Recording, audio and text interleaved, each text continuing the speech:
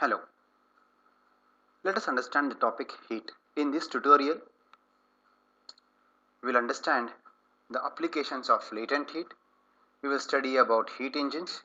In heat engines, we shall understand about the working of an external combustion engine, about the internal combustion engine.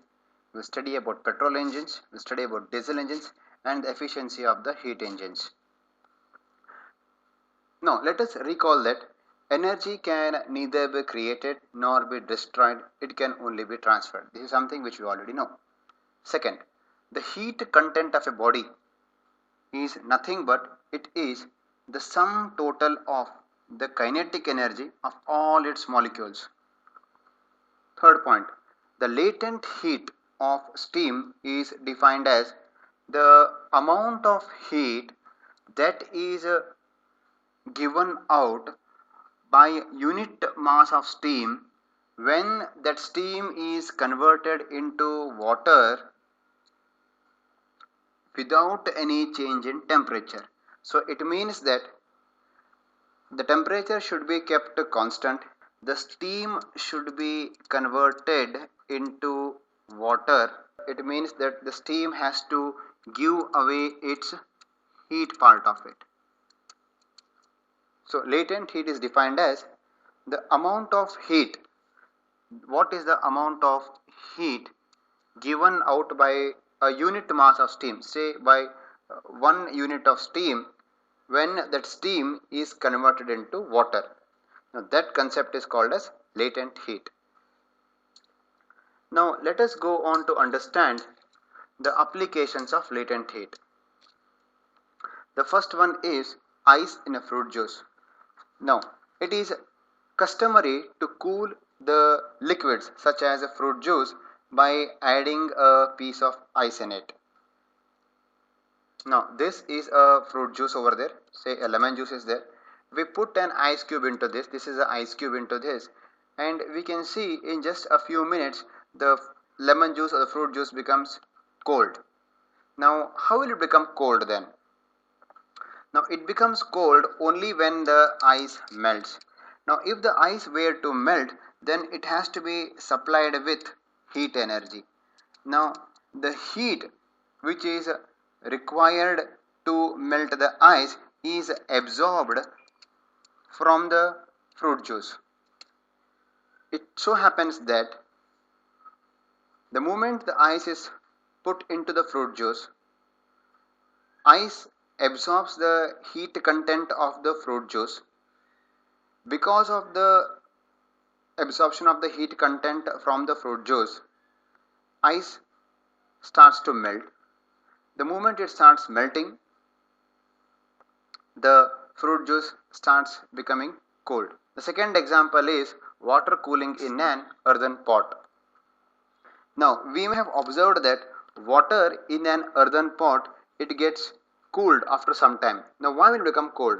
The first thing is, this earthen pot, you can see it over here, there are so many pores on the surface of the earthen pot.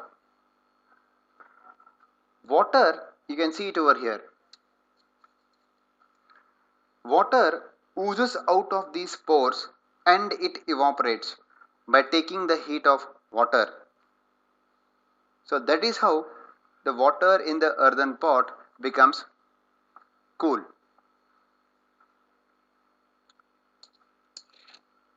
Now we shall go to understand the concept of heat engines. Now, an heat engine is a device that converts heat energy into mechanical energy. Now, the two types of heat engines are, one is external combustion engine, the second one is internal combustion engine. External combustion engine, the example is steam engine. In case of internal combustion engine, it can either be a petrol engine or a diesel engine. Now let us go understand the concept of external combustion engine, a steam engine.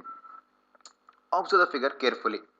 Now you see this is a heat engine setup. You see a boiler over here. The boiler is connected to the cylinder. This is an inlet valve. This is an outlet valve or an exhaust valve. Now this is a piston.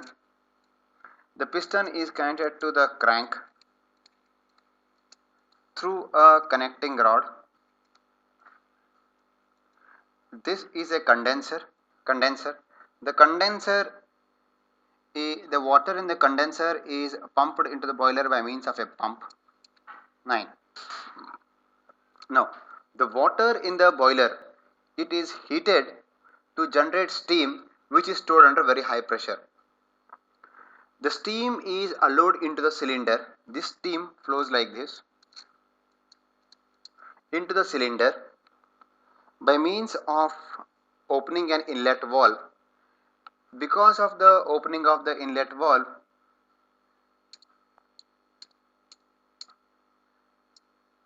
the piston is forced to move outwards. This outward movement of the piston is called as expansion stroke. Now understand that during the expansion stroke, the outlet valve will always remains closed. It is closed.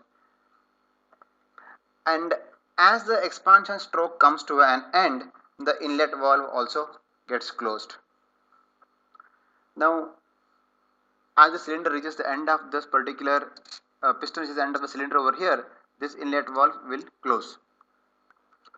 Now, after reaching the end of the cylinder, once it reaches, again the piston comes back to its original, it's rotating like this, it comes back over here, the piston starts moving upwards or inwards. During this process, the outlet valve opens while the inlet will remain closed. When the piston will start entering into this, okay, piston will start moving like this into the cylinder. As it moves into the cylinder, the inlet valve will remain closed, the outlet valve it opens. Okay, now this is called an exhaust stroke. The steam that was sent into the cylinder by boiler through an inlet valve now starts moving into the condenser through the outlet valve. It is called as an exhaust stroke.